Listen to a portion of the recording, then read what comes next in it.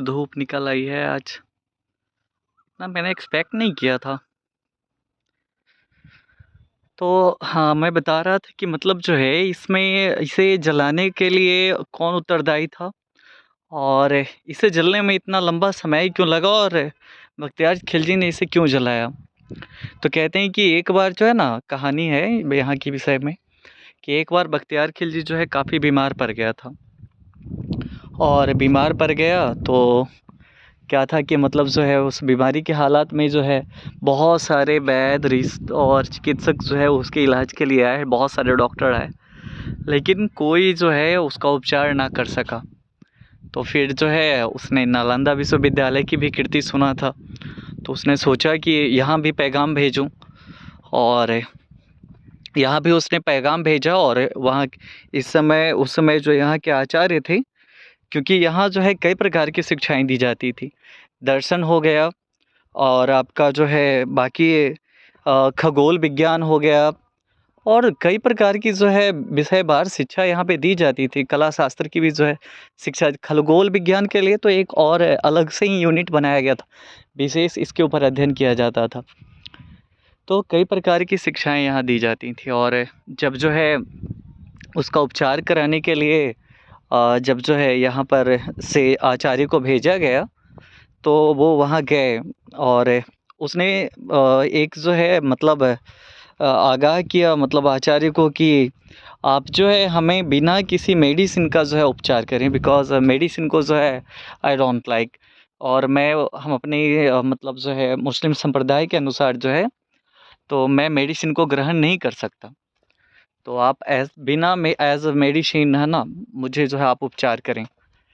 तो यहाँ के एक आचार्य थे, उन्होंने क्या किया कि एक कुरान जो है उन्हें दिया गिफ्ट में कि आप इसे पढ़िएगा केवल, और उसके बाद आपका इलाज मतलब आपकी जो है स्वास्थ्य बिल्कुल ठीक हो जाएगी। तो अब जो है बख्तियार खिलजी कुरान पढ़ा, क्योंकि धर्म से जुड़ा हुआ था, और पूरा कुरान जो है ख़त्म करने के बाद जो है उसकी तबीयत ठीक हो गई। अब जो है उसने पूछा फिर आचार्य से, बहुत ज़िद किया कि आप बताइए जो है क्यों, आखिर ऐसा कैसे हुआ? आपने केवल पुस्तक पढ़ने के लिए दिया मुझे और मेरा उपचार कैसे हो गया? तब उन्होंने बताया कि ये पुस्तक के जो है तमाम पृष्ठों पे जो है मैंने क्या किया था कि एक दवा जो है तो दवा लगा दिया था, और जिस कारण जो है ये पुस्तक का अध्ययन करने से आपकी जो स्वास्थ्य स्थिति थी वो ठीक हो गई। अब इसमें वो क्रोधित हो गया कि तुमने छल से हमें, हमारे धर्म को जो है नष्ट कर दिया, हमें दवाई खिलाई, और इस गुस्से में आकर जो है उसने इस विश्वविद्यालय को जो है जला डाला, पूरी तरह से ध्वस्त कर डाला। देखिए यहाँ बिहार संख्या 8, इसका भी स्क्रीनशॉट ले लीजिएगा क्योंकि गर्मी ज़्यादा है, मुझे पढ़ने का टाइम नहीं है, तो स्क्रीनशॉट लेके पढ़ लीजिएगा इसमें क्या लिखा है। हाँ, तो मतलब जो है उसने जला डाला। और रही बात किताबें जलने की, तो किताबें तो जलने में 6 माह का समय लग नहीं सकता। दीवारें भी देख सकते हैं कितनी मोटी-मोटी हैं। तो दीवारों को जो है जलने में उतने माह का समय नहीं लग सकता। लेकिन क्या था ना कि उस पहले जो है पांडुलिपियाँ जो होती थीं, वो हाथ से लिखी जाती थीं, और हाथ से लिखी हुई पांडुलिपियों में जो है बहुत लंबा समय लगता था, और वो लकड़ी के गट्टे पे लिखे जाते थे। मोटी-मोटी लकड़ियाँ होती थीं और तार के पत्ते होते थे, वृक्षों के छाल होते थे, इन सब चीज़ों पे लिखे जाते थे। तो इस कारण से जो है इसमें लंबा समय लगा जलने में, काफ़ी था। 3 लाख के करीब माना जाता है कि मनुस्मृतियाँ यहाँ मौजूद थीं। तो जिसे जलने में जो है काफ़ी अधिक समय लगा। तो ये है हमारा नालंदा यूनिवर्सिटी, और ये आपका जो है हॉस्टल हो गया। हॉस्टल, इसमें अभी छत नहीं दिख रहे हैं ऊपर से, कारण क्या है कि छतों को जो है ध्वस्त कर दिया गया है। और इसमें जो है देखिए अंदर अभी तो घास-फूस उगे हुए हैं, और मैंने रेस्ट्रिक्शंस के बारे में पूछा था तो उन्होंने बताया कि बस चीज़ों को छूना नहीं है।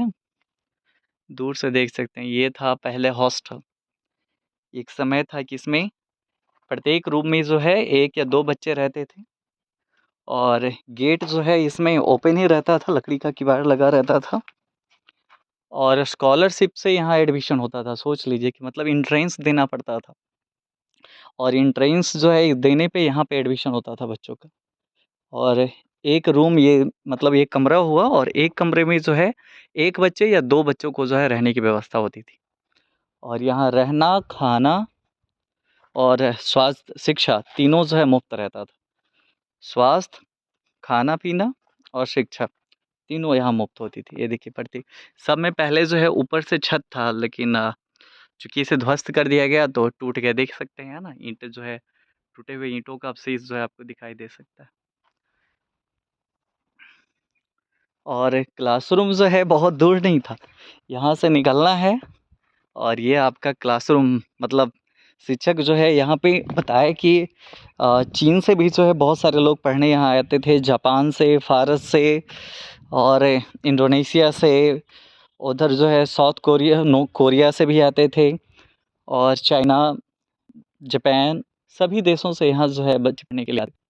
और ये जो देख रहे हैं चारों ओर ये आपका जो क्षेत्र है, तो ये हो गया सबका कमरा। देखिए देश के भविष्य ने पता नहीं क्या-क्या लिख डाला है यहाँ।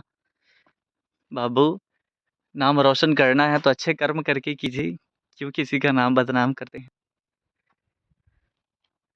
तो ये क्या था कि मतलब जो है ये सारे रूम में बच्चे रहते थे, प्रत्येक रूम में 1 या 2 बच्चे रहते थे और ये सेंटर होता था और यहाँ पर जो है अध्यापक आते थे और यहीं पे पढ़ाई होती थी। क्लासरूम मतलब यही हुआ और 10,000 बच्चे वहाँ से चाइना से जो है 2 आए थे वेनसांग और यिंग।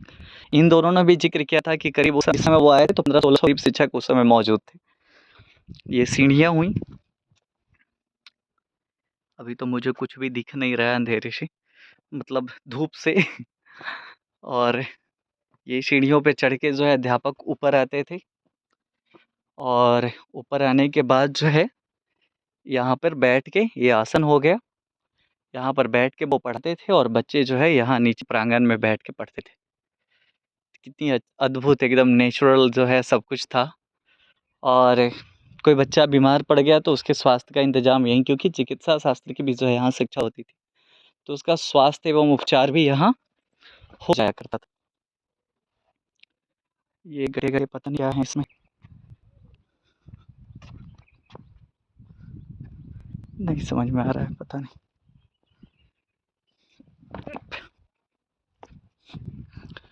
और यहाँ पे भोजन का भी व्यवस्था शायद था। देखिए चूल्हे दिखाता हूँ। बहुत सारी चीज़ें जो हैं अभी भी यहाँ परिचय में नहीं आई है कि क्या है, कैसे बना हुआ है स्ट्रक्चर। पुराना अवशेष है, लेकिन जो भी है बहुत विकसित था और उस समय में पूरी तरह से यह सुविकसित क्षेत्र था और प्रत्येक क्लासरूम में मतलब प्रत्येक हॉल में एक कुआँ हुआ करता था। देखते हैं इसमें जल है कि नहीं? जल तो नहीं, केवल बोतल दिख रहे हैं इसमें। जो करके था डब्बे बोतल। काफ़ी आज धूप है यहाँ पे।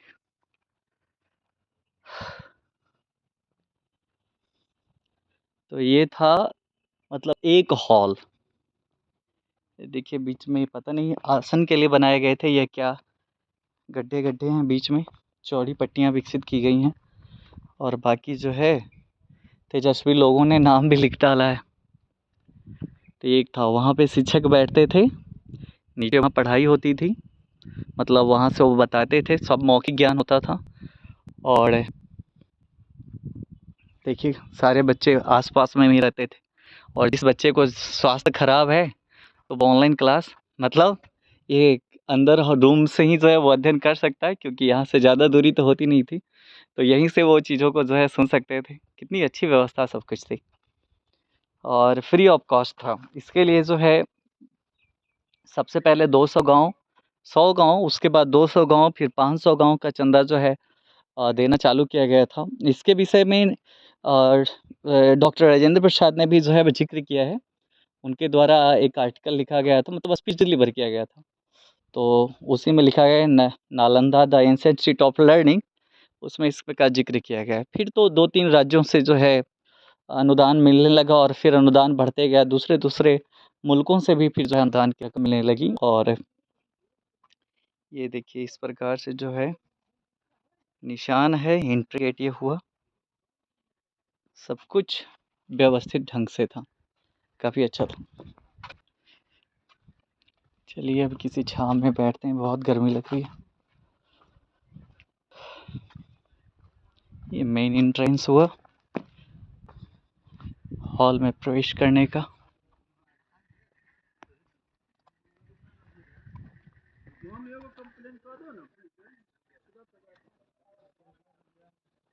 पहले बैठते हैं कहीं छाया में, बहुत गर्मी है। फूलों को जो है बहुत सुंदर ढंग से व्यवस्थित किया गया।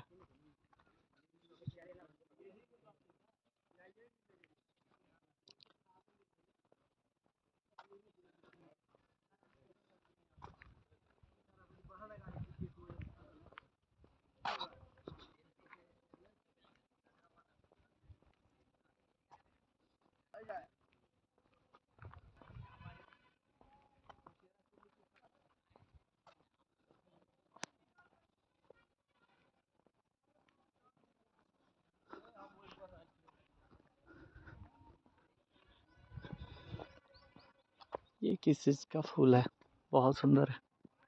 गुलाब गुलाब जैसे गुलाबी गुलाबी है।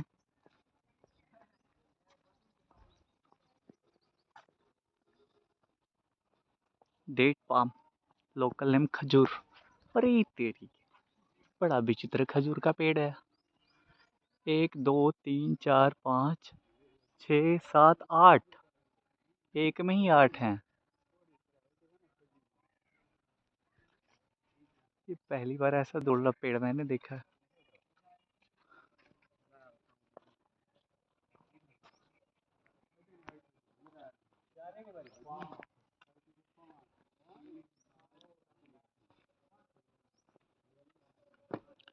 ये क्या है, समाधि भी यहाँ बनाई गई थी, जो महत्वपूर्ण शिक्षक होते थे उनकी।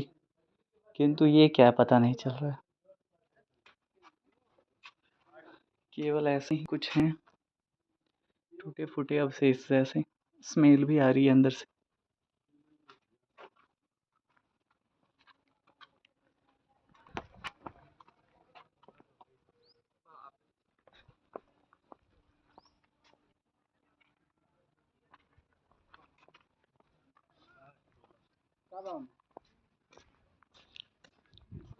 ये अब तक के समय में देखा गया सबसे विचित्र दृश्य है मेरा। ऐसा पेड़ मैंने आज तक कभी नहीं देखा।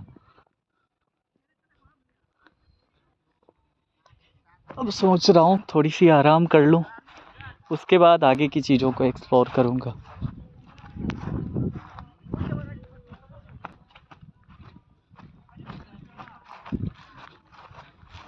ये यहाँ भी लोग जो है डस्ट फैला देते हैं।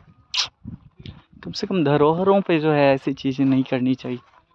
यहाँ पूरे विश्व से लोग आते हैं घूमने के लिए, देखेंगे तो एक अलग ही विचार जो है मन में उत्पन्न होता है। कितने कचड़े हैं यहाँ पे।